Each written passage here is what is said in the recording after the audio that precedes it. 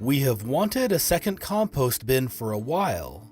Now, how do I make that work with the materials we have on hand?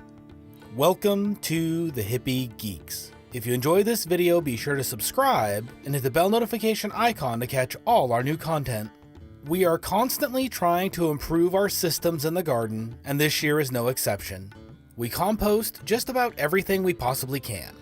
Between the chickens, the worm bins, and the compost bin, we have zero food waste. Every bit of the food that comes into our house is either eaten by us or goes into one of those systems. It is pretty great, but with the volume of garden clippings and food scraps that we create, we have had the ability to start up a second compost pile, and we are finally going to get to that today. We have a bit of materials left over from a project that we took apart last year, and we should be able to set up a simple, sturdy compost bin for no additional cost. In the description though, I will total up what all the materials would cost if you were to buy them new, so that you can see what something like this would run you if you were interested in making it yourself. This bin is going to be 4 feet on a side, so the first thing to do is to cut our material to length. I am not sure yet what I want to do with the front, so I'm going to cut up enough material for both sides and the back, and then figure out the front after. We are not going to be putting a bottom on this bin. I want to be able to bring the worms up from the soil to help break down all the material in this bin. We are going to have 2 horizontals and 3 verticals per side, so for now I need 12 4-foot long sections of 2x4. Now, at this point it started pouring and I had to stuff the camera in the house for a little bit. I assembled the 2 sides and then moved on to the back. The way you build out a compost bin isn't terribly important, it just needs to be strong enough to hold the compost in. Our first compost bin is just 4 pallets screwed together, and it has been working great for the last couple of years.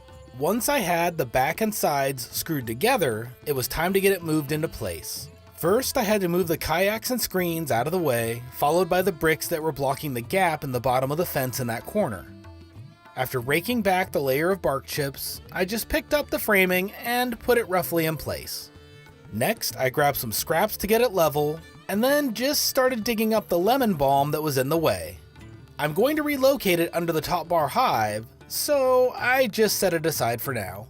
I finally decided what I wanted to do with the front of the compost bin, so it was back over to the chop saw. I wanted to make a 1-foot tall permanent wall, so I got the pieces cut out quickly and screwed together, then mounted it to the front of the compost bin.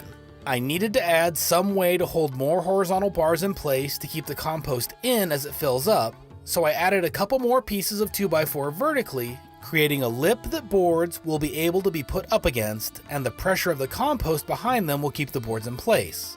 That is all there is going to be for the main structure, but now I need some way to hold the compost in. We are using up the rest of a roll of rabbit wire that we had bought for the screens you can see in the left side of the video, but just about anything will work. If you have to worry about rats, I would recommend using hardware cloth, as they will not be able to fit through the smaller spacing. You will also have to cover up the top and front to keep them out, but if you are dealing with a rat infestation, you don't have much of a choice.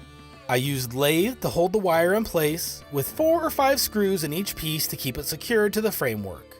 Again, it doesn't have to be super structural, just enough to keep things in place.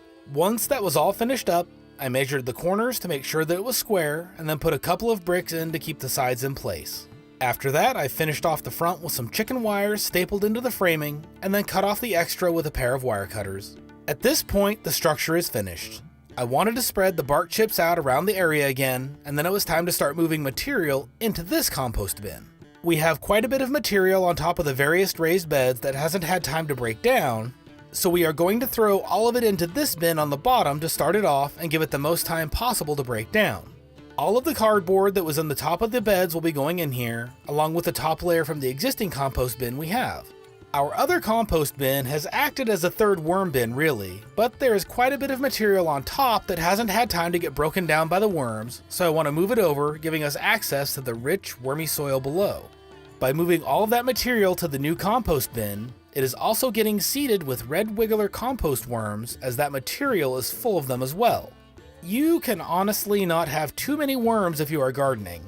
They are incredibly beneficial in so many ways, and they make quick work of this material. If this is your first time here on the Hippie Geeks, it would be wonderful to have you subscribe. This channel is all about helping you visualize, learn, and create. If you enjoyed this video, give it a like and check out our Patreon page or merch store to support the channel directly. Thanks again, and we will see you on the next one.